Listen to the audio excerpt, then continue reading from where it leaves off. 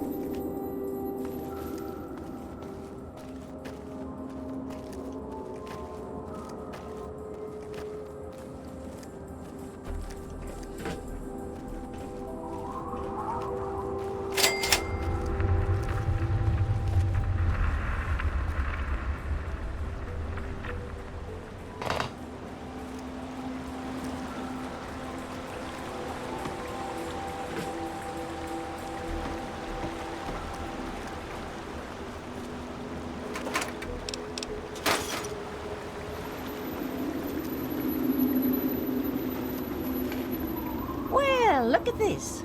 We got us a wanderer, but tain't none of my beeswax what you're doing. We always need bullets.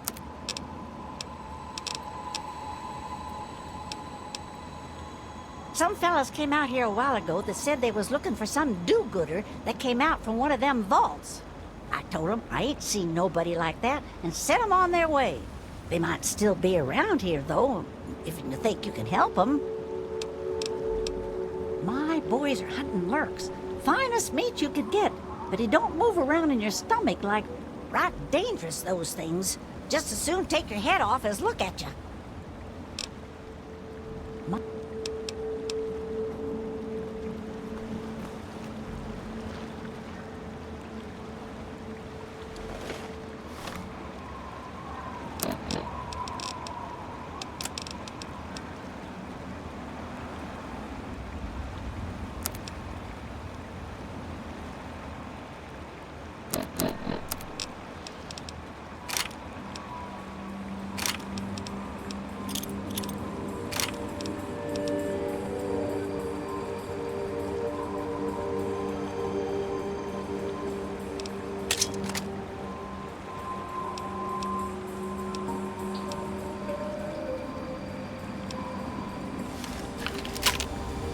Lurks ain't got you yet, I see.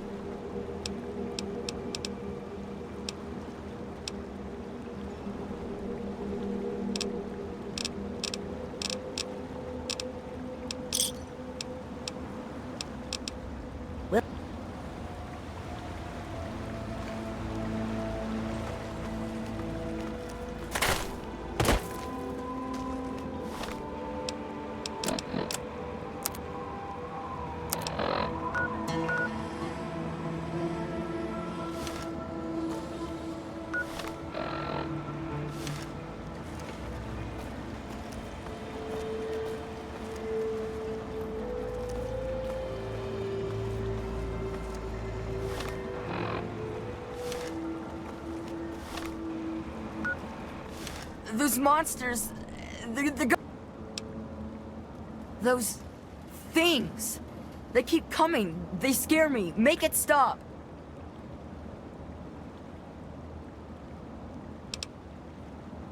You won't leave me like all the other grown-ups. You can help me. Those big things. They're all over Greyditch, and they killed everyone. Please, mister, please find my papa. It used to be kinda nice. No one bothered us there. I guess because we were so close to DC. There were 7 of us living there in tall, old brick houses. I think I'm the last one left. Those things took everyone else. Nah, people don't like to stay long in Greyditch. The DC ruins aren't a great place to make a home, you know. In fact, Papa was talking about moving on soon. We've been here for maybe a year. Besides me and my papa, there was Doc Lesko, who stayed with us, and Will Brandis, and his mama and papa, too. I guess they're all gone now. Alright, what is it? Look for the house nearest to the billboard. That's sticking out of the ground. It's pretty close to the diner. You can't miss it. Nah, go ahead. It's just nice to talk to anyone about stuff at all. He was a strange man. He paid Papa some caps to help him build a shack and carry a bunch of junk into it. Papa called him an egghead, but his head was shaped regular, so I didn't get it. He spent all of his time in that shack next door to my house. Every time I'd sneak in there, he'd be sitting at that funny-looking TV machine with the green words pushing buttons. Nah, he was a nice man, but he never wanted to play with me very much, and we barely talked. All I know is he was all gone when the ants started showing up. I think they got him too. I don't know. All kinds of doohickeys. Boxes with lots of lights, some funny glass bottles. Oh wait, he had a big, clunky, shiny man too. That was kind of neat. Yeah? Well, there is Will. He was sorta my friend. And then there was his dad and his mom. Right across the street, actually. It was pretty swell having someone to hang out with so close by. Yeah, Will was super nice to me. He was like a year older than me, I think. He even shared his comic books with me. We explored pretty much every bit of Greyditch we could find. I think that's why the ants don't bother me. I have good hiding spots.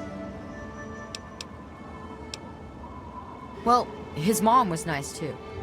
She was kind of quiet, but she always took care of me and my papa when we came over.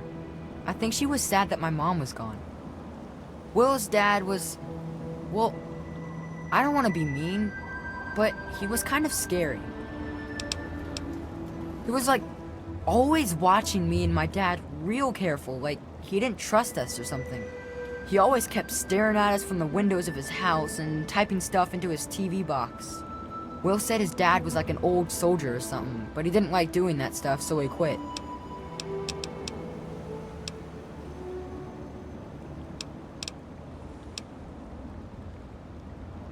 Well, they're big, ugly things that crawl around on 6 legs. They got huge teeth and skitter around grabbing everything in their path. My papa would always say they're fucking ants. Well, that's what he used to call them anyway. I just call them fire ants. My papa had a gun. He said it hurt those things. But he said they were the dumbest fucking ants he ever saw. He kept telling everyone to shoot for their antenna. Whatever that means. Nah, those things started coming around only in the last few months. At first, they just crawled around outside our town. But later, they came into town, and, well, you know the rest.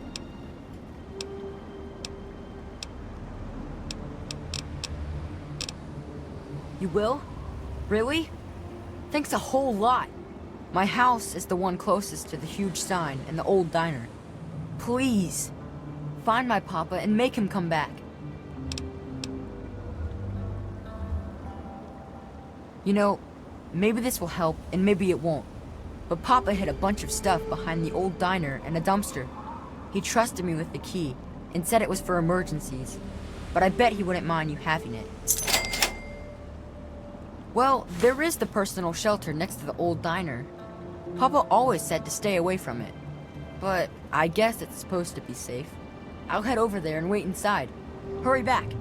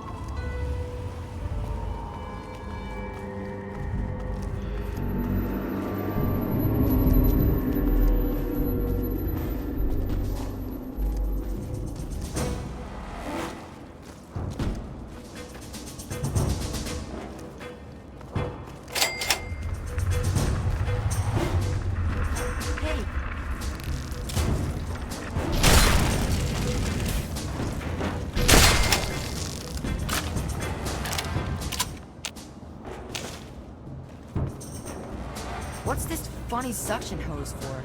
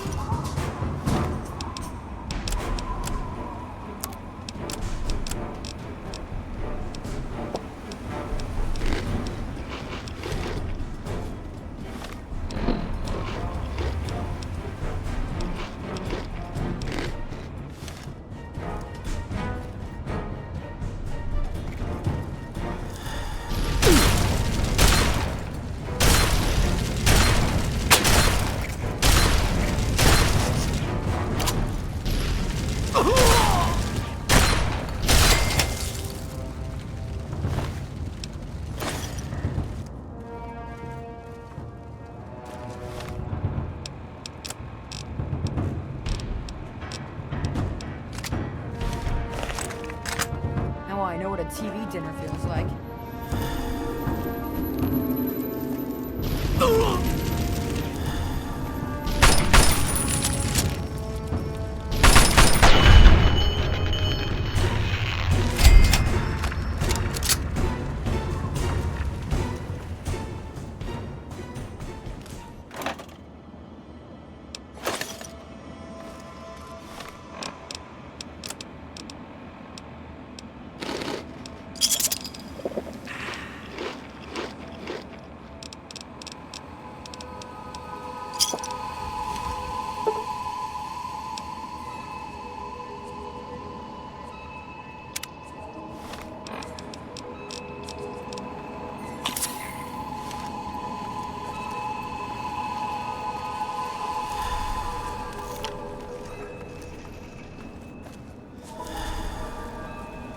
Now I know what a TV dinner feels like. Whoa! Some kind of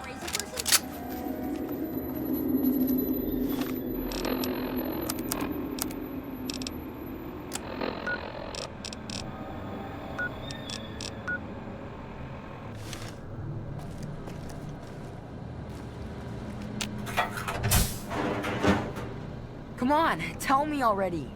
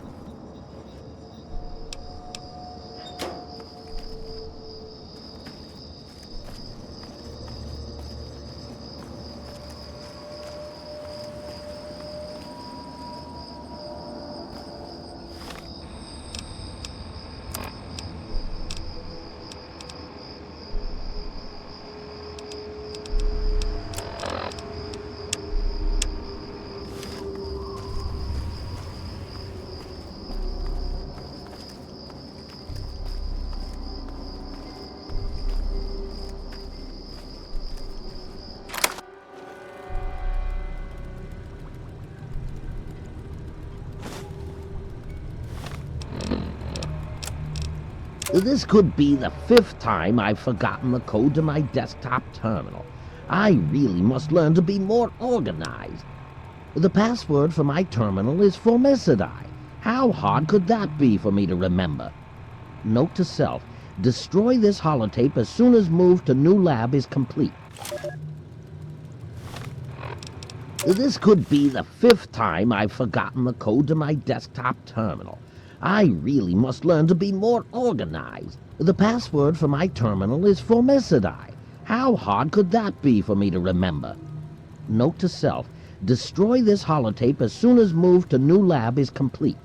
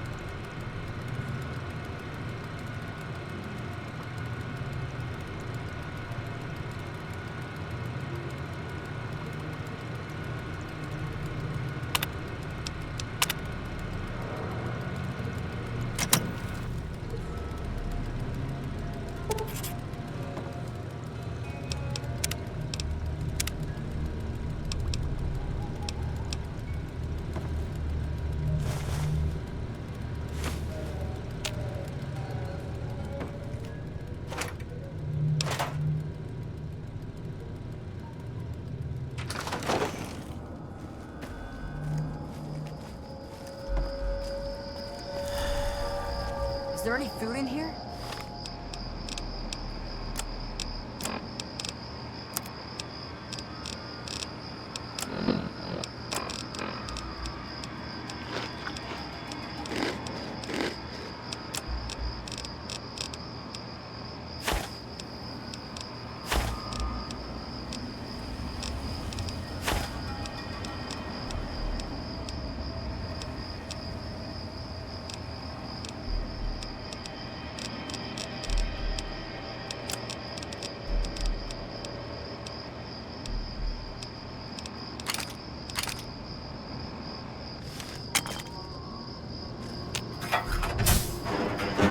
Come on, tell me already. Oh no. What happened? He's dead? I guess I already knew. Besides, I'm too tired to cry anymore.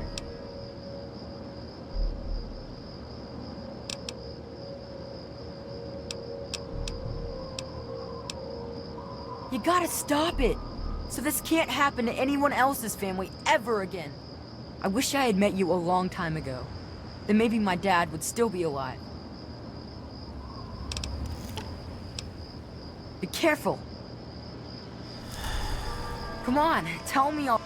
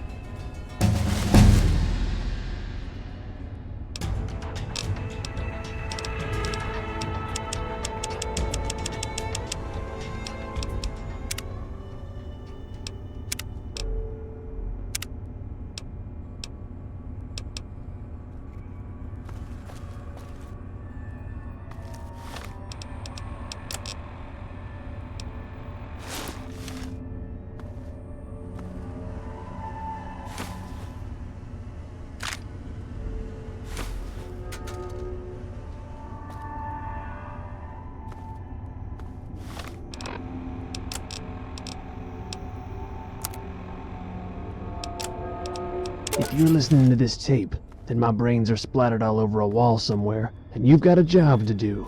You need to retrieve the package and get it safely to Ronald Lauren in Girdershade. Tell him Grady sent you. To get the package, you'll need the key. I've stashed it inside an old fire hose case in some maintenance closet in Marigold Metro Station. The key will unlock the safe that contains the package. Look for the room marked by a spinning light. You can't miss it. Good luck. And hopefully, they won't find you too.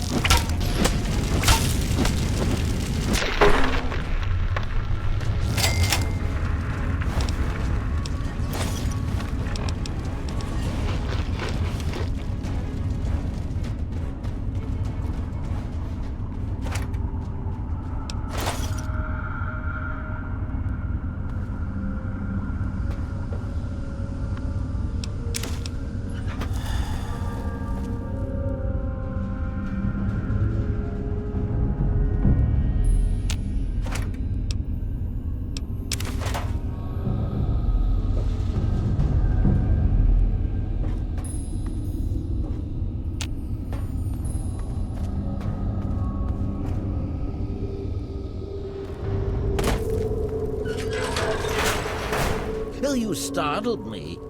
You really mustn't creep up on people like that.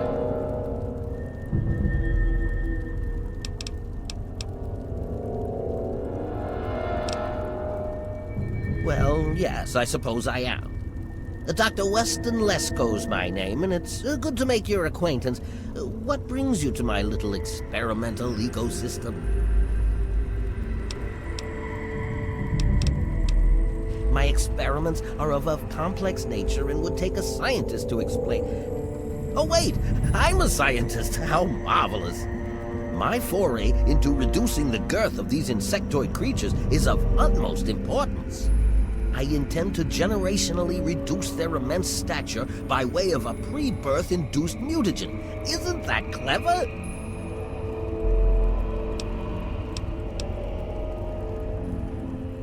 It's always staggering just how low the intellectual level of the typical wastelander appears to be. Let me try and explain. The ants are very, very big. I want to make them very, very small. So I put a special medicine in the eggs to make them small after they hatch.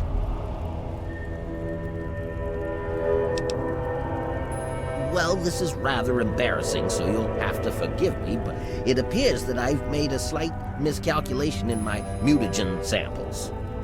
Instead of lowering the size of the ants, the brood hatched and developed a new biomechanism. I call their genetic aberration pyrosis, the ability to emit flame from their bodies. I may be able to correct this error, but I can't get near my equipment.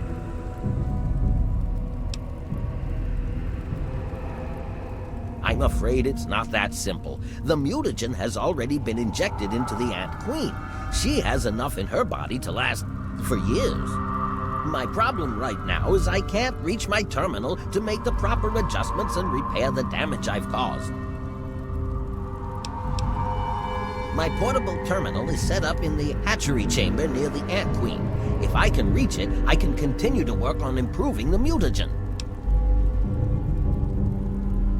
If she were harmed in any way, months of data would be lost. Your objective would be to eliminate what I call her quintet of nest guardians. Filthy little abominations. I've rigged the equipment at my portable terminal to emit what I call an inhibitor pulse. Once I send this pulse, all of the remaining ants will lose their empathic link with the queen and frenzy, destroying each other in the process. So, that's all there is to it. What do you say? Yes, I suppose you're right. Science must learn to acquiesce to your standards in order to advance itself. I was merely going to offer up one of my mutagenic bioenhancers, but I suppose I could up the ante. I will also award you with my old lab coat. It served me well over the years, and you may find it useful for your own experiments.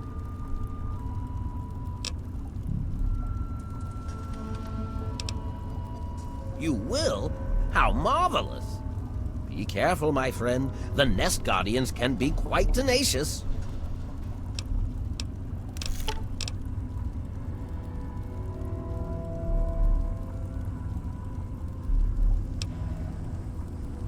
There are many that say it can't be done, but I'll prove them wrong. By introducing my mutagen directly into an ant egg, I hope to reduce the size of the adults. This is a generational system, meaning it will take quite a few broods before the ants are at their destination size. In the end, I hope to make them as small as they were over 200 years ago. Destroy? Oh, no, no, no! You mustn't do that. It's my life's work. Just clear me a path to my equipment and I'll do the rest when you tell me it's safe.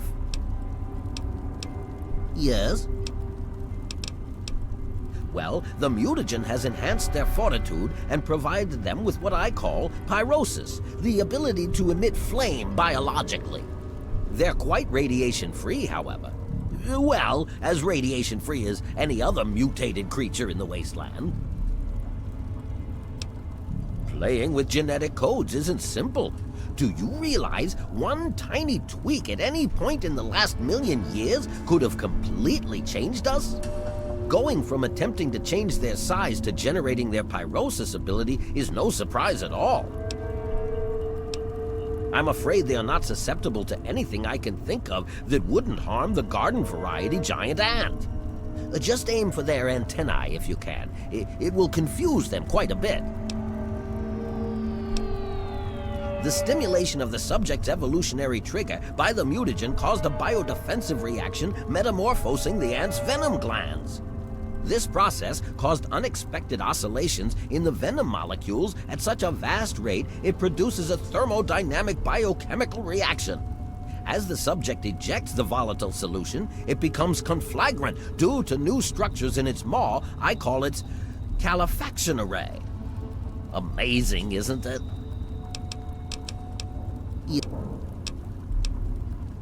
Far too curious. His incessant questioning would often come when I was the most absorbed with my calculations. He had no regard for the importance of my work.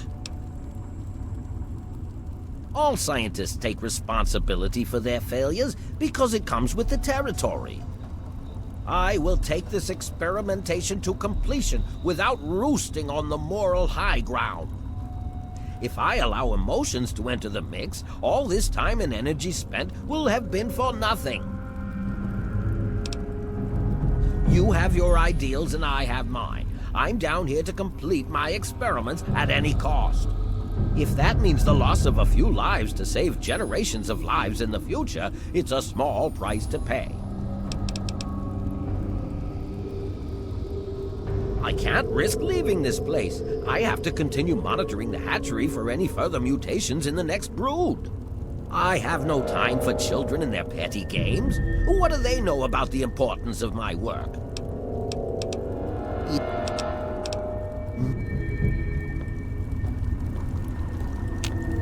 I trust your task is progressing.